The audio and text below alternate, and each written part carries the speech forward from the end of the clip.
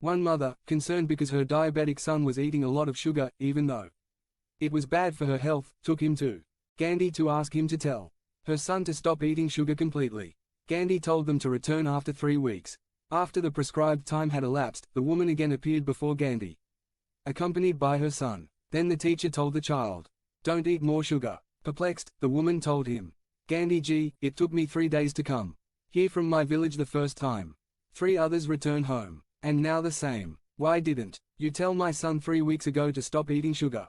To which Gandhi responded, "3 weeks ago I loved sugar and ate a lot. In order to tell your son not to eat it anymore, I had to stop eating it myself first. Become a member of the channel and be an instrument of the Word of God.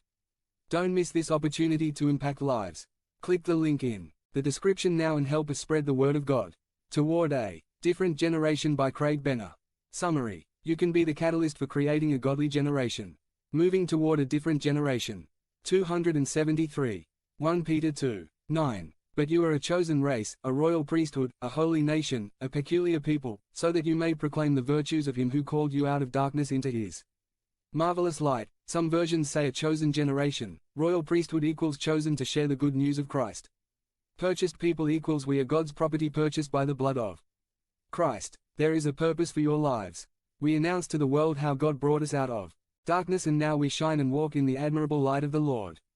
Acts 13:36. For David, having served his own generation by the will of God, slept, and was gathered to his fathers, and saw corruption. The example of King David. Although he was king, the Bible tells us that he served his own generation. He didn't expect others to serve. He left his pride and served. Serving talks about being responsible and being mature, about thinking about others. It's time to fill the gap in this generation.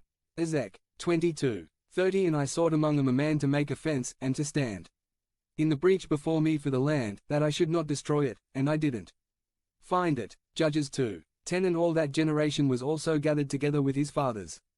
And another generation arose after them, who did not know the Lord, nor the work that he had done for Israel. May we not be like that generation. You and I cannot be responsible for what past generations did. But yes, we have a duty to do something to impact this generation. Joshua 24:15. And if it seems evil to you to serve the Lord, choose for yourself today whom you will serve, whether to the gods whom your fathers served, when they were on the other side of the river, or to the gods of the Amorites in whose land you live, but I and my house will serve the Lord. Joshua proclaimed his decision to be a leader in his generation.